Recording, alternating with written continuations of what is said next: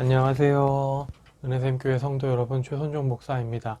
오늘은 2월 5일 레위기 14장부터 16장까지를 함께 살펴보도록 하겠습니다. 그러면 바로 1단계 본문 내용 파악하기를 시작하도록 하겠습니다. 1단계 본문 내용 파악하기를 모두 마쳤습니다. 이제 2단계 질문 만들기인데요. 먼저는 16장 8절에 나오는 아사셀을 위한 염소에 대한 거고요. 아사셀을 위한 염소라는 건 도대체 무엇인가? 이게 첫 번째 질문이 되겠고요. 두 번째는 31절에 안식일 중에 안식일이니 너희는 스스로 괴롭게 할지니 영원히 지킬 규례라라고 얘기를 하는데, 스스로 괴롭게 한다는 게 구체적으로 무엇을 의미하는가? 이게 두 번째 질문이 되겠습니다. 네, 그러면 이제 3단계 질문에 대한 대답 찾기로 넘어가도록 하겠습니다. 3단계 질문에 대한 대답 찾기를 시작하도록 하겠습니다. 먼저 아사셀에 대한 건데요. 이거는 좀 해석이 굉장히 좀 분분한 부분이긴 합니다. 어떤 사람들은 이 아사셀을 악령으로 보는 사람도 있다고 하는데요. 사실상 좀 그러면 좀 어려워지는 게 17장 7절을 뒤에 보면은 너희가 전에 음란하게 섬기던 순염소에게 다시 제사하지 말라, 이런 부분이 나오거든요. 이 아사셀을 위한 염소라는 게 뭔가 염소 악령, 염소 신 이런 것으로 생각해서 그에게 바치는 어떤 염소다라고 생각을 하게 되면 뒷부분하고 상충되기 때문에 사실상 말이 안 되고, 하나님이 왜 악령에게 염소를 보내야 되냐, 이런 생각이 들죠. 굉장히 좀 이상해집니다. 그렇기 때문에 이 아사셀을 위한 염소라는 것은, 우리가 이 아사셀이라는 게 특정 대상을 얘기한다기보다는, 이게 보면은 이 아사셀이 에즈라는 염소와 아잘이라는 보내다라는 그 말의 합성어로도 우리가 이해를 해볼 수 있거든요. 그러니까 떠나보내는 염소라는 뜻이 될 수 있는데, 이렇게도 우리가 생각을 해볼 수 있고, 또 다른 의견으로는 이 아사셀이라는 게 이제 여기 16장 22절에 보면 염소가 그들의 모든 부리를 지고 접근하기 어려운 땅에 이르거든 이라고 얘기를 하거든요. 그래서 접근하기 어려운 땅, 혹은 이렇게 절벽, 이런 식으로 굉장히 험한 지역을 얘기하는 단어가 아니겠냐라는 해석도 있는데, 이게 가장 타당해 보입니다. 그래서 이 아사셀을 위한 염소라는 게, 이 아사셀이 굉장히 접근하기 힘들고 험한 지역을 얘기하는, 그 지역의 어떤 명칭을 얘기하는 거라고 우리가 생각을 해볼 수 있습니다. 결국은 이 아사셀을 위한 염소가 예수 그리스도에 대한 예표로 이어질 수 있거든요.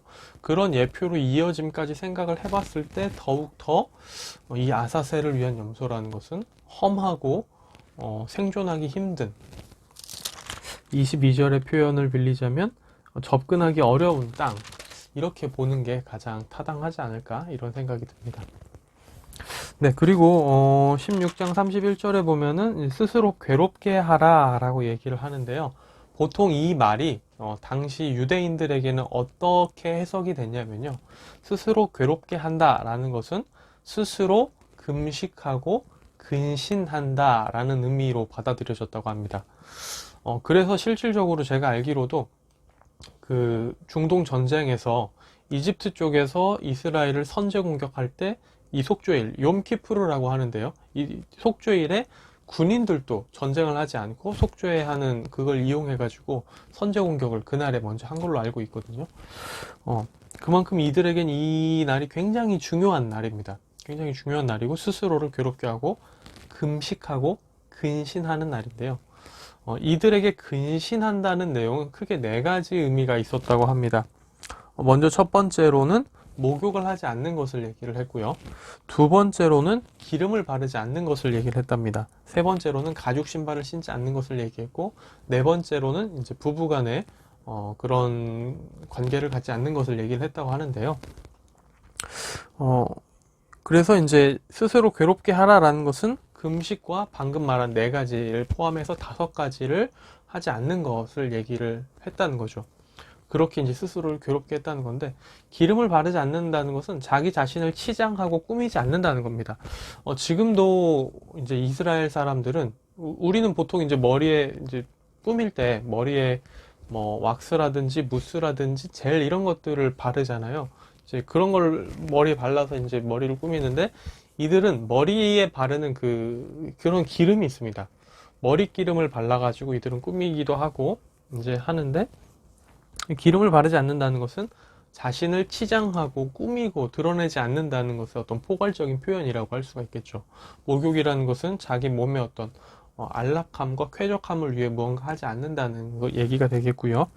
또 그리고 가죽 신발을 신는다는 것은 이제 거기는 되게 길이 험하고 거칠잖아요. 그래서 맨발로 걷다 보면 얼마든지 발이 다칠 수 있기 때문에 가죽 신발을 신는다는 것은 발의 보호를 얘기하는 건데, 이제 그런 부분에서도 자기가 포기하겠다라는 부분이 될 거고요.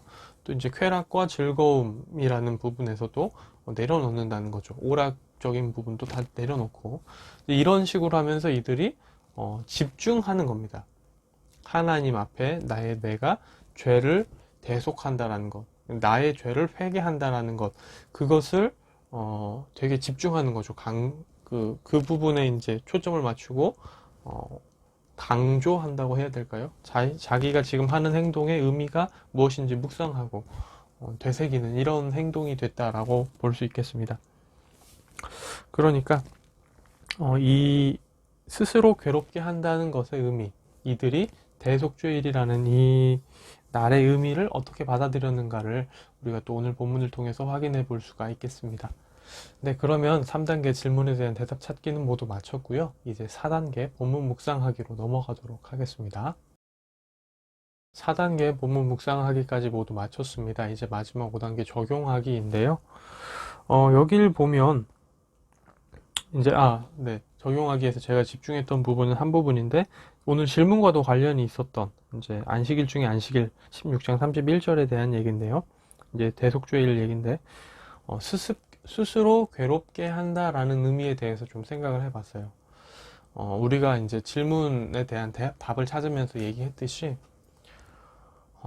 내가 하나님 앞에 지금 나의 죄를 회개합니다 라는 것을 단순히 그냥 말로만 하지 않고, 그냥 어떻게 제사 한번 드리는 걸로만 끝내지 않고, 금식하고 근신하면서 하나님 앞에서 내가 지금 하고 있는 행동을 묵상하고 되새기는 그런 시간을 보냈다라고 우리가 얘기를 했었는데요. 그만큼 죄라는 게 무겁고, 그만큼 우리의 죄를 용서해 주시는 하나님의 은혜가 크다는 거죠. 죄라는 건 그냥 우리 몸에 붙은 먼지 같은 게 아닙니다. 먼지처럼 그냥 툭툭 털어버리고 그냥 쑥 잊어버릴 수 있는, 우리가 그냥 회개 기도 한번 쑥 하고 그냥 탁 잊어버릴 수 있는 그런 게 아니라는 거죠. 회개라는 것은 우리의 진실된 고백과 행위로 함께 나아가야 하는 것이고, 죄로부터 떠나야 하는 것이며, 그 죄가 얼마나 무거운 것이고 그 무거운 것을 해결해 주신 하나님의 은혜가 얼마나 큰지에 대해서 우리가 집중하고 묵상할 필요가 있다는 거죠. 스스로 괴롭게 할 정도로 죄의 무게를 느껴야 하고, 죄를 속해 주신 하나님께 감사할 줄 알아야 하죠. 그런데 제 자신을 돌아보면 내가 정말로 죄에 대해서 그렇게 무겁게 생각하고 있나? 죄라는 건 얼마든지 하나님이 회개해 주실 수 있는 거기 때문에, 설령 우리가 알고 지은 죄라 할지라도 하나님께서 용서해 주실 수 있다는 걸 알기 때문에 너무 가볍게 여기는 건 아닌가 하는 생각들을 하게 됩니다. 예수 그리스도의 보혈이 없었다면 그 자그마한 죄 하나가 나를 완전히 눌러서 사망의 깊은 곳까지 나를 끌어당겼을 텐데, 너무 죄에 대해서 가볍고 쉽게 여기는 건 아닌가, 이런 생각들을 좀 해보게 됩니다. 그래서 죄에 대해서 좀 더 무겁고 좀 더 뭐랄까요, 경각심을 가지고 조그마한 죄 하나가 얼마나 큰 것인지를 새삼 느껴야 하는 내가 돼야 되지 않을까. 그러니까 죄의 무게에 대해서 더 지금보다 무겁게 느껴야 되지 않을까, 이런 생각들을 좀 하게 되면서, 어떻게 하면 내가 죄에 대해 더 민감성을 가지게 되고, 어떻게 하면 내가 죄를 더 무겁게 여기고 두렵게 여기고 멀리 할 수 있을지에 대해서 좀 고민하는 오늘이 돼야겠다, 이런 생각들을 하게 됩니다. 구체적인 것은 오늘 하루하루 마주하는 상황 속에서 또 이제 일어나는 그 생각과 행동들을 가지고 또 고민을 해봐야 되겠죠. 네, 오늘의 큐티는 여기서 마무리가 되고요. 내일 다시 뵙도록 하겠습니다. 안녕히 계세요.